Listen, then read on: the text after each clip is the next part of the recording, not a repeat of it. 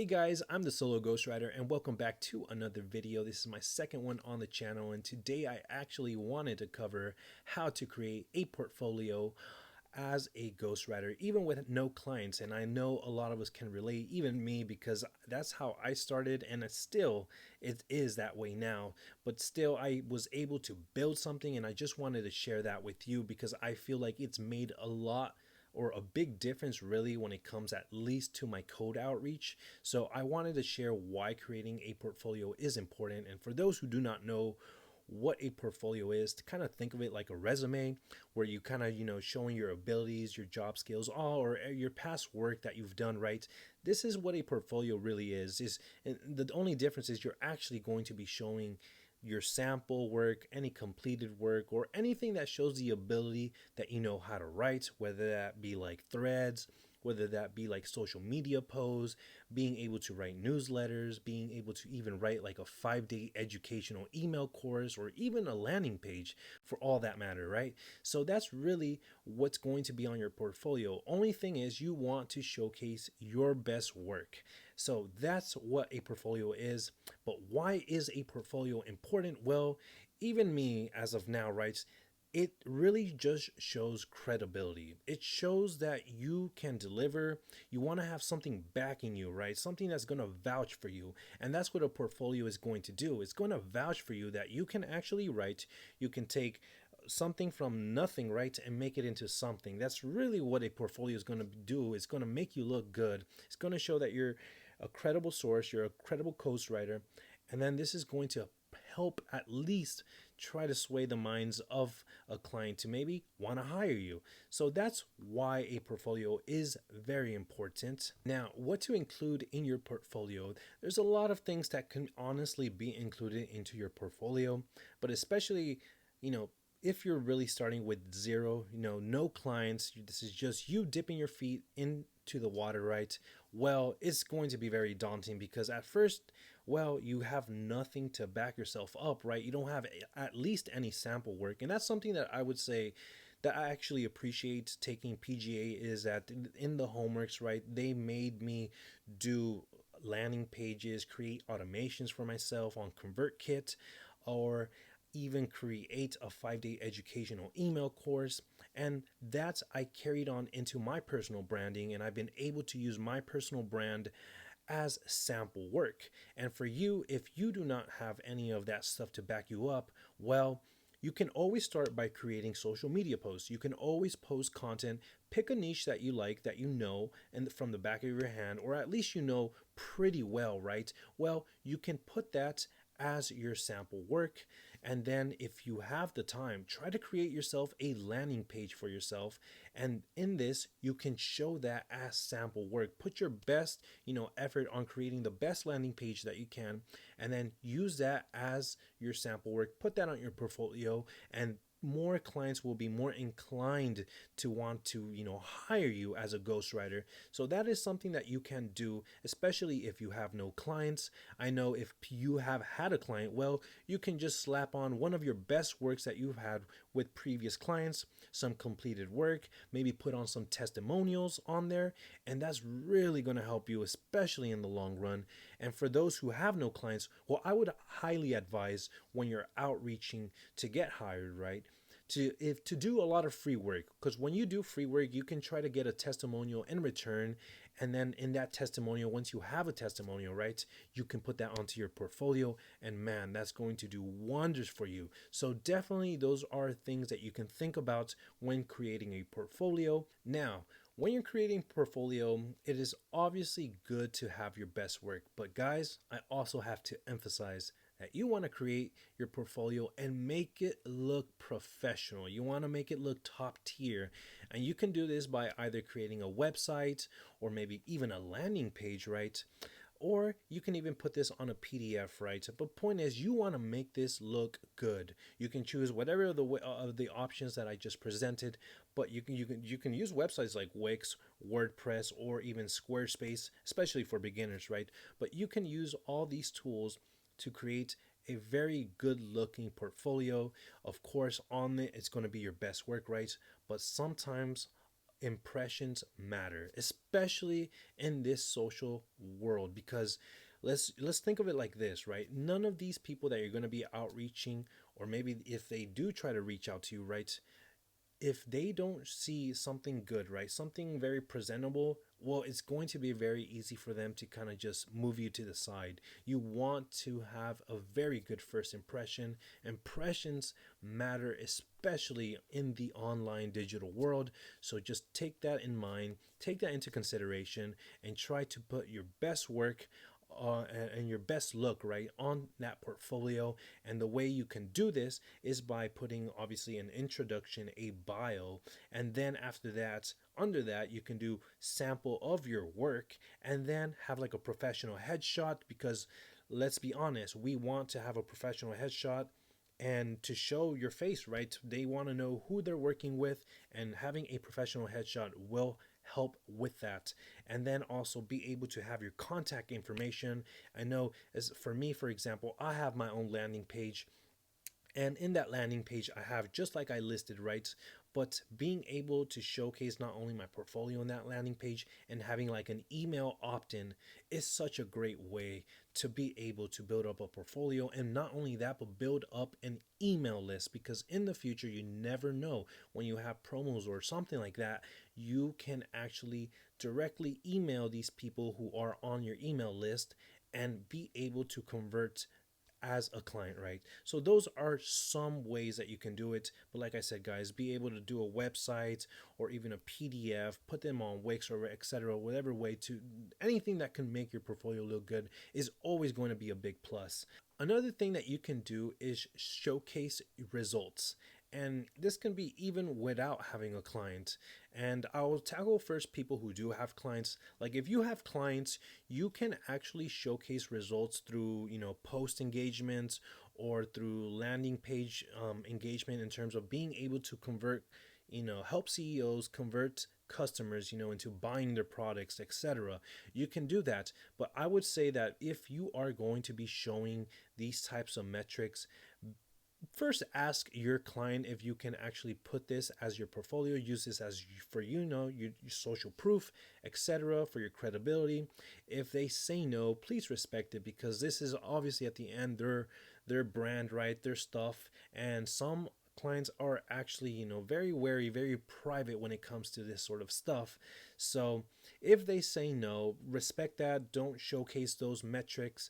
But if they do say yes, well, do share that, but also don't take advantage of it. I'll be honest with that. But guys, if you do not have any clients, well, I think the best way that you can showcase your metrics is going to be through social media posts, through your content. Show engagement, right, that you can write in a niche. And if you've been able to grow your following, been able to get more engagement through your post, well, that is a great way to show some engagement metrics. And if you can show that on your portfolio, or even if you have potentially probably gotten a client, or they're just you're talking to them maybe through this call, well, you can showcase these metrics. And if this is something that they want to see, well, you can show them. It can be a little tricky, because as ghostwriters, well, it's very hard to promise that that's going to be a success, because let's be honest, sometimes things just don't work out, and it's very hard to make a promise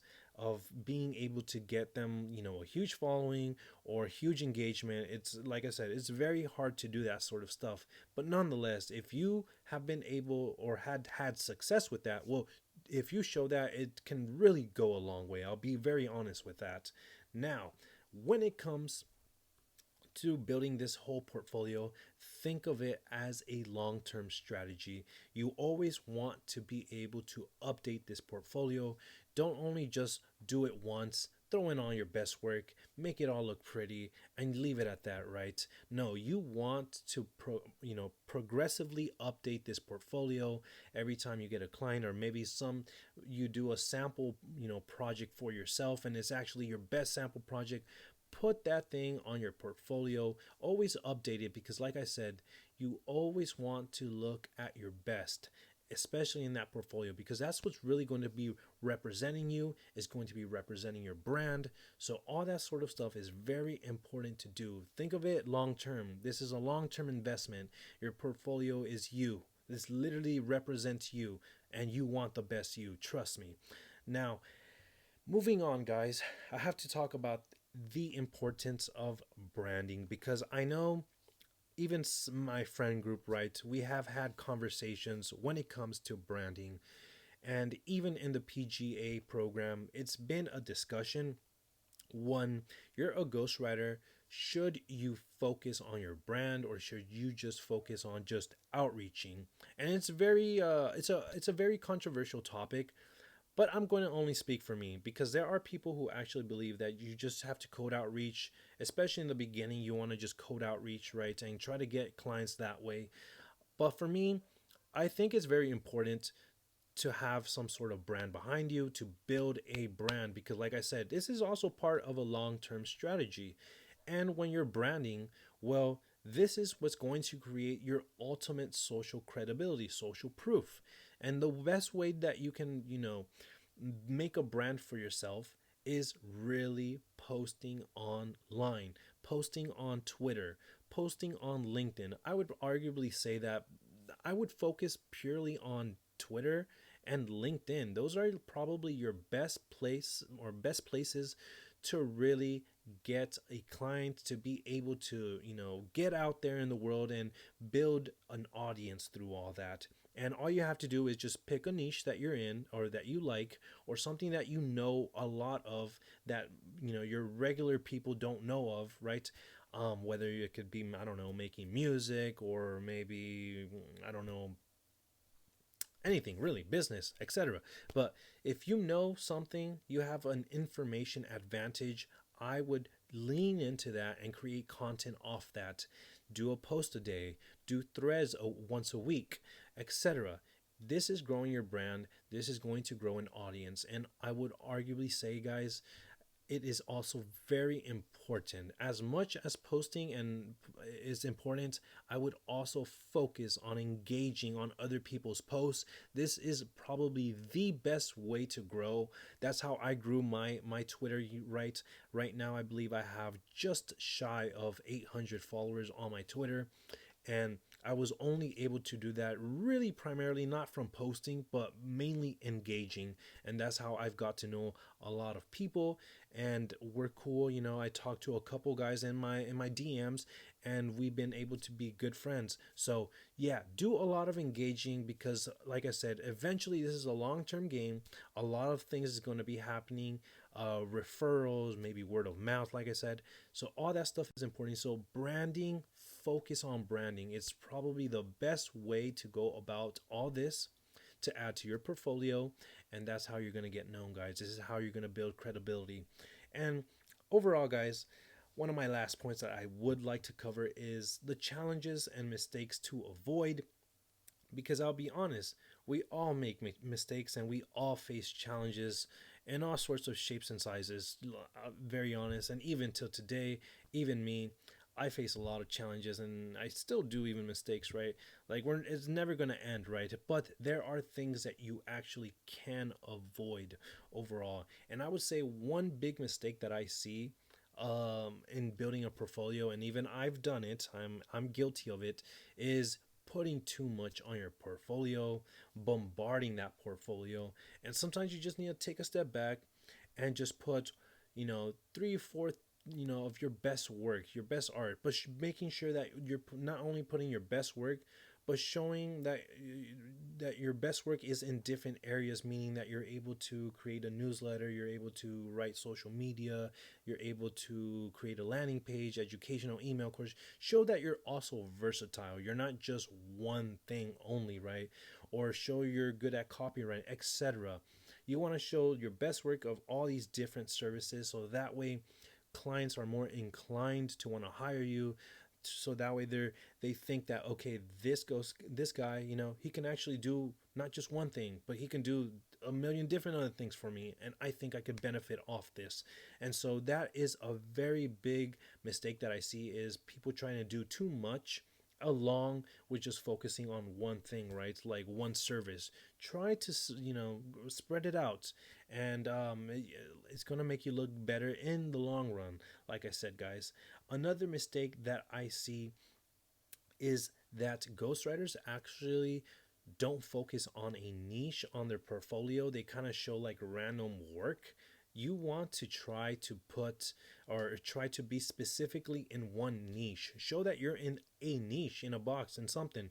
Because I'll be honest, if you think about it, if I'm like something I've done before, a gaming creator who's trying to do maybe crypto, let's say, it's just not going to align, right? It's like, why would a client who's in crypto want to hire a gaming ghostwriter?